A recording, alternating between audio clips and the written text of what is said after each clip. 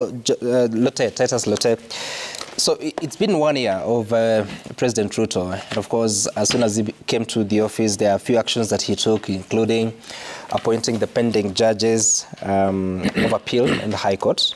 Also, several actions in as far as taking away the consumption subsidies and introducing the production subsidies, what he calls the fertilizer subsidy.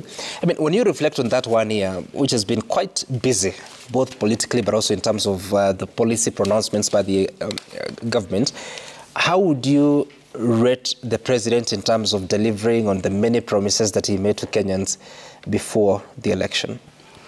Well, thank you. As we transition, I do want to go back to the discussion, but I'll go straight to your question in terms of the 1 year of President Ruto.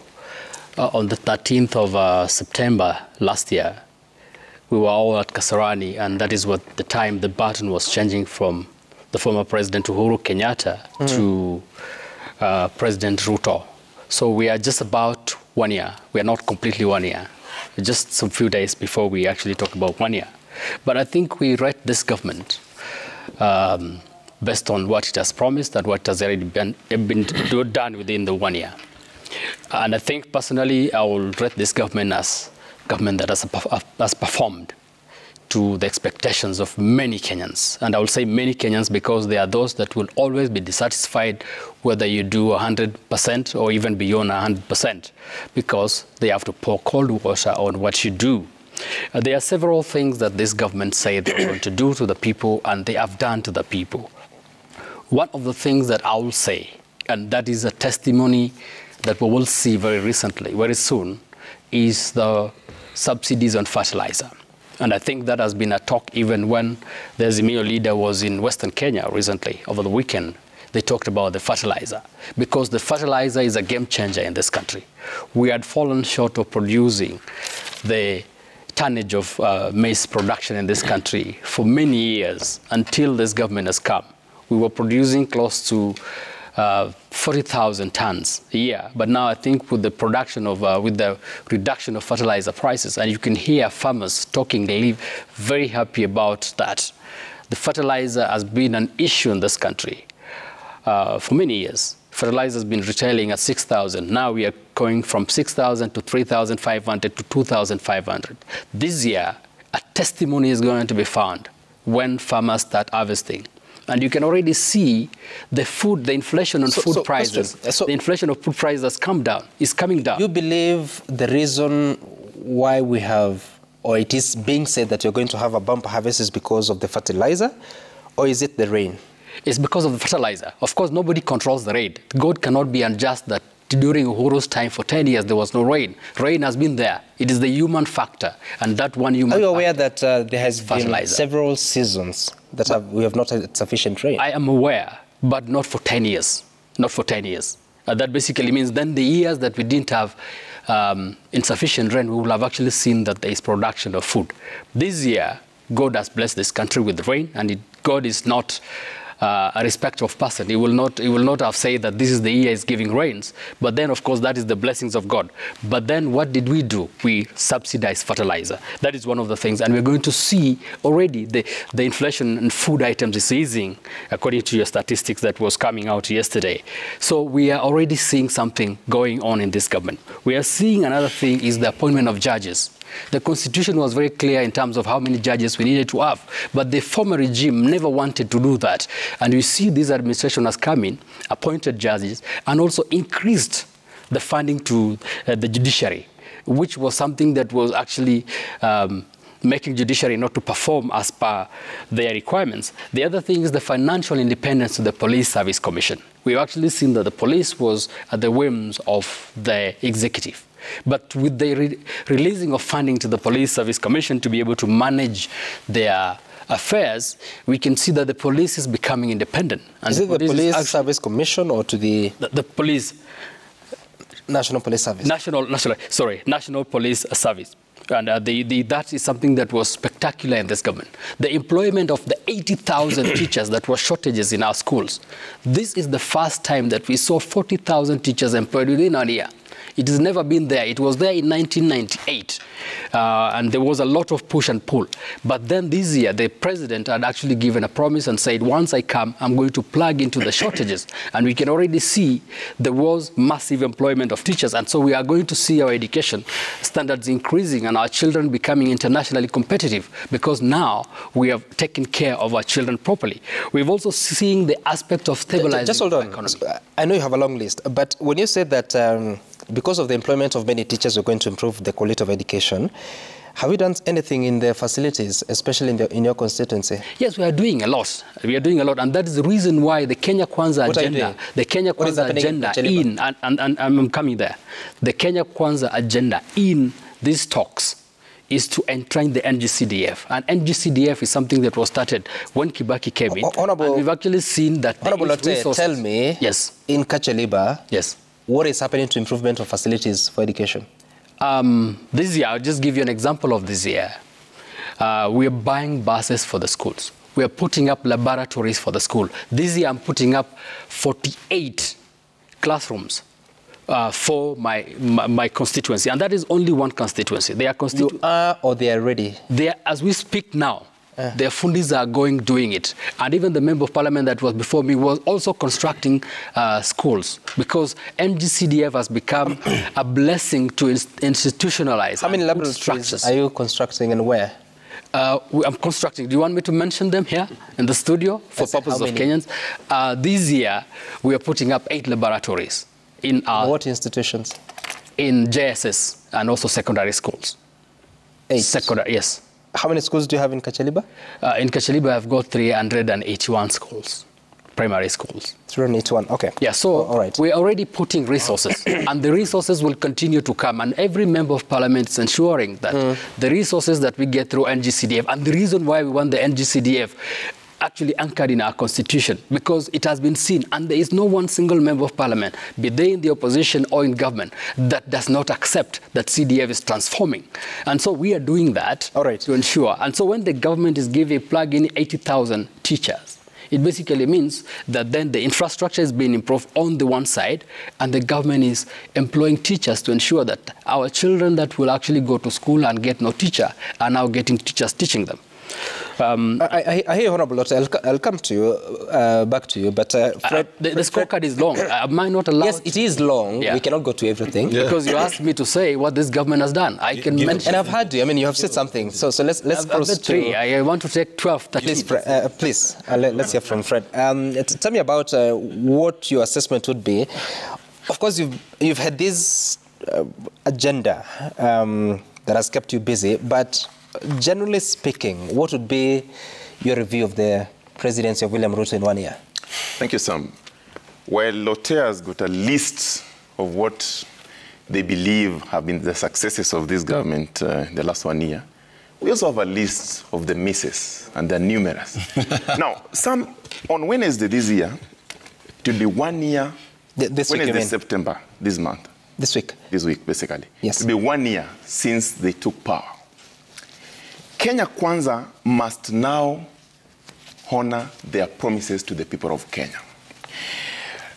They had 15 thematic areas in terms of promises to the people of Kenya, if you remember. And these 15 thematic areas were to be dispensed in the following manner. Number 1, they said first 100 days. Number 2, short term. Number 3, mid term. Number 4, long term.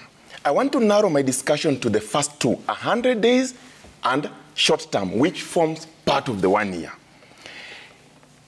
If you go as per the statistics, they had around 136 promises in total. So far, they have only achieved 7. So far. Now, achieving the 7 doesn't mean that they have done well. Which ones are those in your list? The issues of judges, the issues of teachers, the issues of, what do they call them? Fertilizer? No, not really. They're quite a number, but they're 7, the promise. But some... You know, if you tell me 7, but you can't list them. No, I've listed them. They're only 7. You listed 2. so that I move into what I want to say, I don't need to talk about the remaining 5. What about 72? 36. Not started. 33, they say to be ongoing. 1 is already modified. 10, they say to be completed. 18 are broken. Now, let me go to the broken, because that is what Kenyans want to hear. What they have done is neither here nor there. These are people who promised that they'll establish a quasi-judicial system. Remember, in 30 days, that form part of the 100 days, form part of the 1 year. They have not done it. They campaigned on the platform. They're saying, you know, state capture. Today, if you look at what is happening, it is real state capture. Court orders, respecting court orders.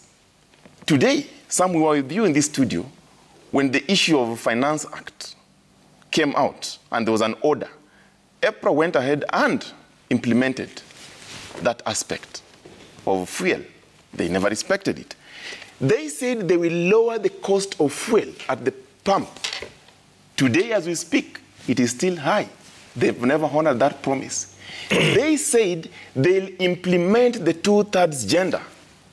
They have now put it at the talks. But remember, they also said in the women agenda, they will have 50% women at the cabinet. It is not there.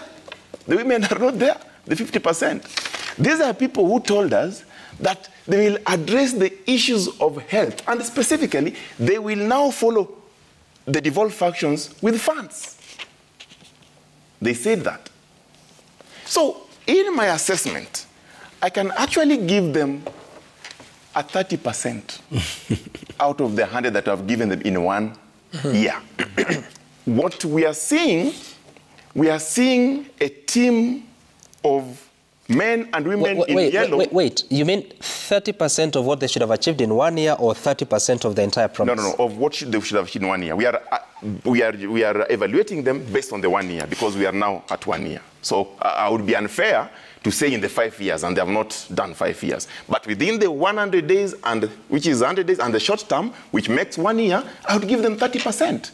And they overpromised, and that's why the hustlers out there are crying. They are saying these people did not deliver. But lastly, Sam, today, when you look at our friends, they're already donning yellow jerseys, and they're on top of the cars. These are gentlemen and ladies who are supposed to be in the offices and in the fields working, but they are campaigning. They are trying to tell the public that we shall plan how to plan for your plan. You know, we must put them where they belong, and there's nothing wrong. Honorable Ruto told the people of Kenya, I think yesterday, that he has no problem with being criticized. He has no problem with the opposition that is telling them what he has not done right and he will do right. We are now telling them that the promises you made in 100 days, you have only achieved very little. The promises you made in short term, which makes 1 year, you have achieved very little. What Kenyans want them now, because you promised. You said, William Ruto, that when you put the Bible down, the following will be happening. They have not happened. My two good friends here, I'm not sure about Lotte, my good friend, but you know him is Azimio, he is UDA. But my good friend from Manyata knows that the people of Manyata that he represents, as they are today, there are still people who are going angry. They say they lower the cost of unga. They have not. From Manyata, there are people who are fueling at the high cost of the fuel now. They have not lowered that. The people in Manyata, but the argument that, who are having a problem. Fred, just hold on the cost of living, the argument that there has been subsidized fertilizer and there's a better harvest. They say bumper. Wait, okay, bumper harvest. There is cheaper in terms of the production cost. Does it count as lowering cost of living? It counts some, but remember, I started my submission by saying the first 100 days and the short term, which makes 1 year. Okay. Now, if you look at that, the first 100 days, you're not going to lower the cost of living in 100 days. They lied. Number two, in a year, it is highly unlikely that you will lower the cost of living in a year. So what we are trying to tell them, some of these things take time. You would have told the people of Kenya the truth, and that the truth, it will take a bit of time to lower the cost of living. So the promise was wrong? The promise was false. It was based on a false assessment. All right. It was a lie. Yeah. And the people of Kenya have put them on the spot and are asking that's them fine, now, give us the food now. Let me hear from Honorable Sotsi here. Because, again, the cost of living is part of the National Dialogue Committee agenda. Yeah. But with all fairness and knowing what has been happening globally, is it fair to fault a government in its first year on the cost of living, the cost of fuel? What is that you have to look at in deciding whether they have performed or not? You know, Sam, I think the bigger issue here is the promises that Kenya Kwanza made to Kenyans.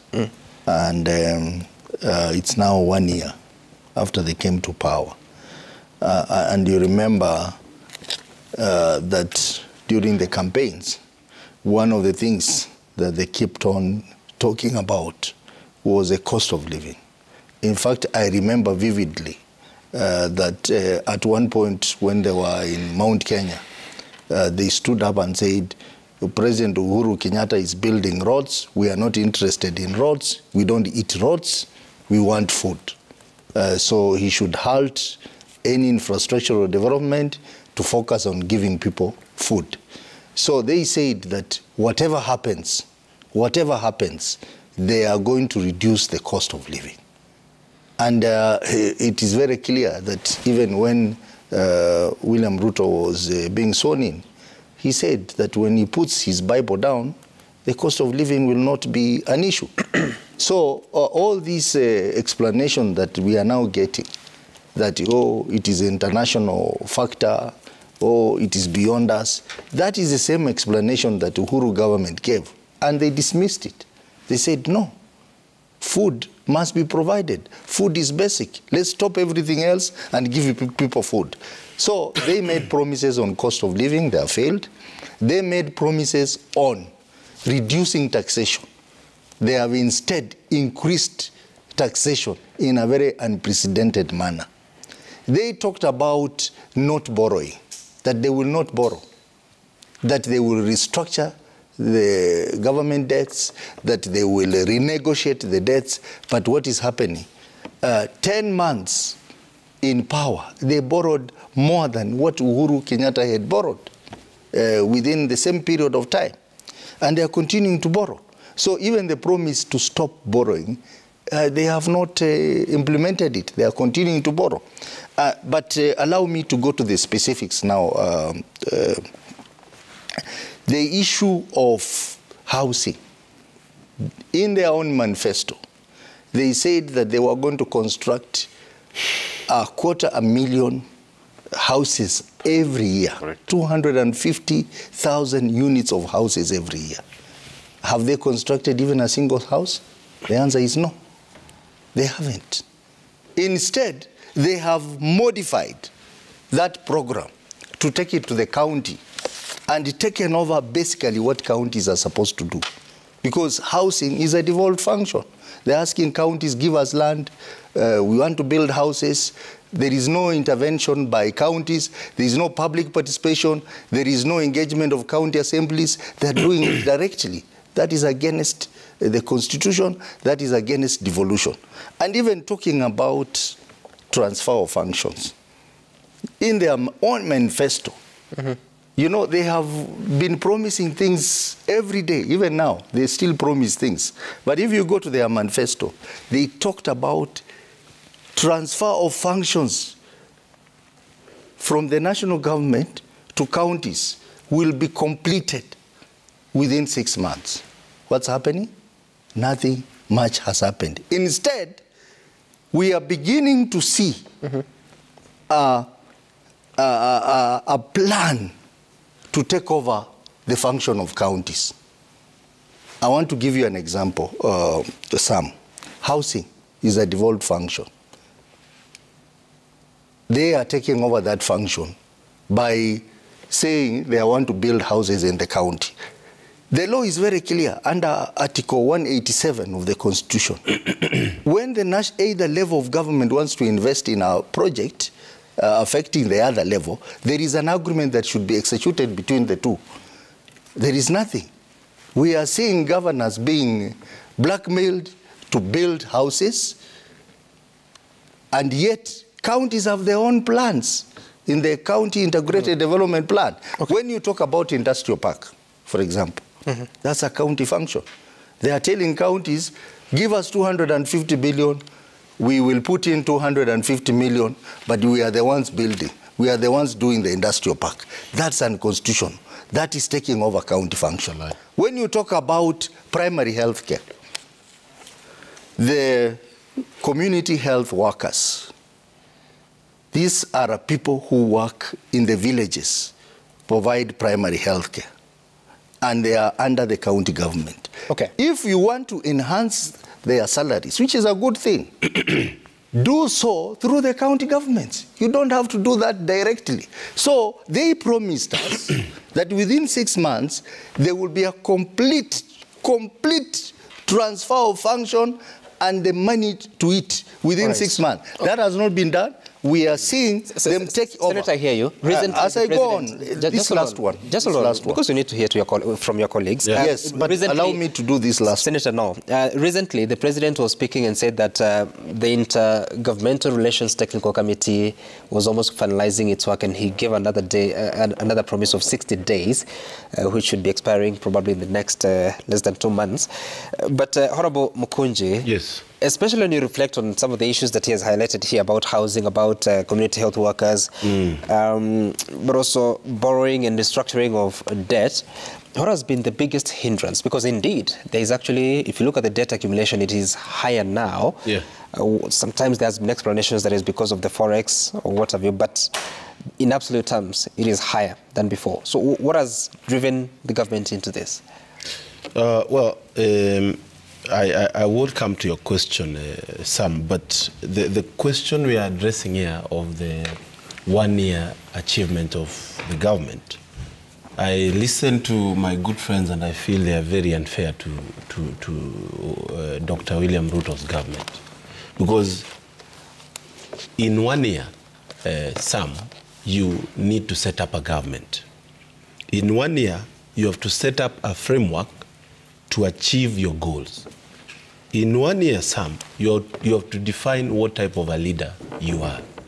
And I'm saying that also, being a member of parliament who has been elected and who has also been 1 year in office. I want to say that a lot of what has happened this year is setting up.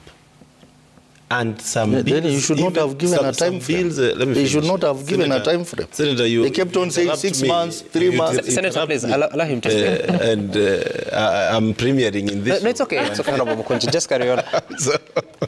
So I want to say that I have seen tremendous setup that has happened in the government today that is going to be seen to achieve to its achievement in another 1 year.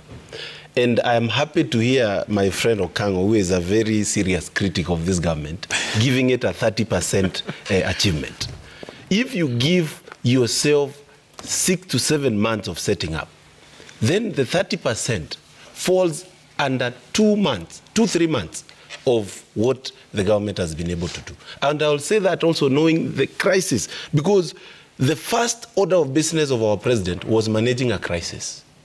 And what was the crisis? The crisis is the fact that we have been living a hidden crisis that was not being announced. There was a lot of problems in this government that involves debt, that involves reckless borrowing, that involves empty coffers. And by the time you get to start implementing your manifesto, I mean, if 30% is what is coming from biggest sum, you're saying that the biggest there was a crisis government, of that debt. Is actually there was a crisis of debt. Yes. So how did he arrest it? Now, number one, we have come to live within our means. We no longer borrow to pay our salaries. We have actually kind of tightened our belt. There is an increment in our taxes so that we can be able to handle what is supposed to be handled in terms. Is that factor that there has been an increment of taxes? The difference between the previous year, yes, ended June 2022 and June 2023, is just about 100 billion shillings. That's good money. That's good money, Sam. Because but the expenditure was higher. Of course, it is higher because so the net effect is that we're almost at the same place. What I'm saying is, even judging from what we have done with the finance bill, is that now we are set to live within our means and be able to gradually come out of this serious problem of debt that we have had in the years. How are we coming out of the crisis of debt at a time that we have actually changed? The budget statement that was read by the cabinet secretary was that the government was to borrow 131 billion shillings from the external market. In 2 months' time, that was changed to 402 billion shillings from the external market. You're forgetting one thing, Sam. You're forgetting one thing. From the records, we were supposed to borrow close to 1.2 trillion. I'm talking about the current financial year. Just a minute. You know, we are agreeing on the debt that we have borrowed. And I agree with my good friends that we have borrowed. Because you don't tell me it is illegal to borrow. The problem with borrowing is when you borrow without an agenda of what you want to achieve, and number two, doing projects that are not giving back the value for money. Now, in the previous year, we have reduced the borrowing with close to around 300 billion Kenya shillings. And that is a good achievement, considering the setup of government and ensuring that you're doing a setup of government that is going to work for you. These coming years, with the increase in tax, with the increase in amount of the pool of tax that we are going to receive, then, and which is estimated to be around 2.5 trillion in what we are going to be getting, then we are going to reduce on what we are borrowing. And if we do that, this country in another 5 years, we are not going to be having problems with debt. I want to tell you something that many people have mentioned on the cost of living, on the issue of agriculture. When we read the budget, and this is the, please, let's agree that this is the first budget that has been read by the government. We put around 49 billion Kenya shillings in agriculture. And among that money, we have money for fertilizer, we have money for actually emergency. We put around 1.5 billion Kenya shillings on emergency money on the issues of agriculture. We have put money on the agriculture value chain, which is around 8.6 billion. And all these monies, by the time we get to the next year, we are going to be achieving what I would call a stability in terms of the cost of living. And some, before I forget, when the issue of corruption came up, and this is very important, is one of the issues that is defining this president.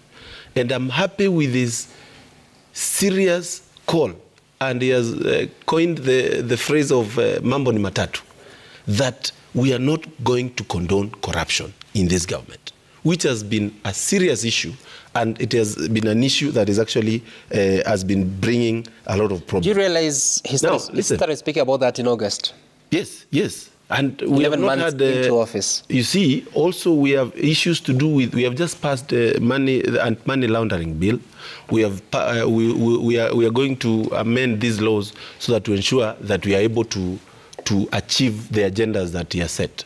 Another big achievement, which is very important, is the 100% transfer of monies to counties before the financial year ends. This is a new one. And I am happy when I hear these gentlemen talking about devolution here.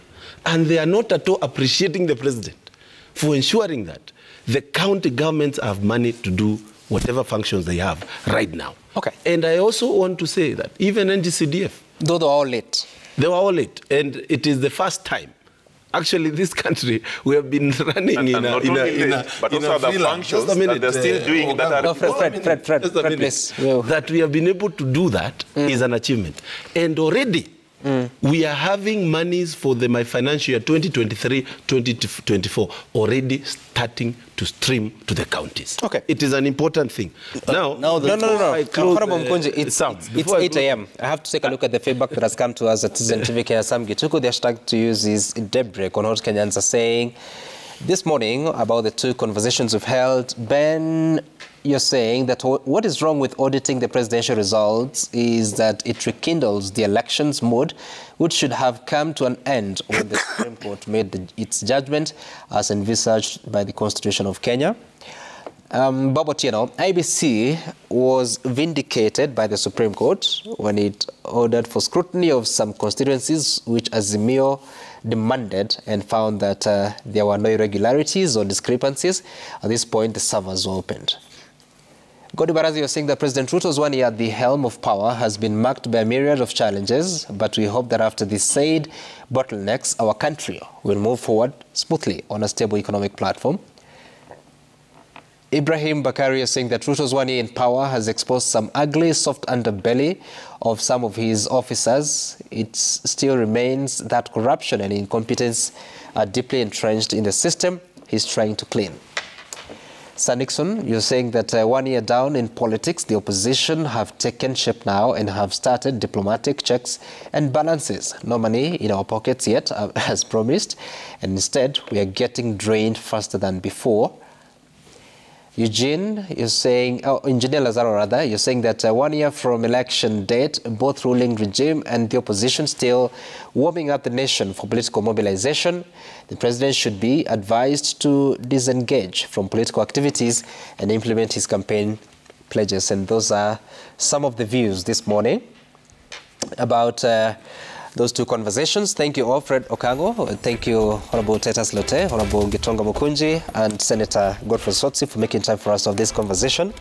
And congratulations, Mukunji, you made it. You need to add more time. We'll see about that. So up next is Matters Sporty Monday. See you again some other time. My name is Sam Gituku. Good morning.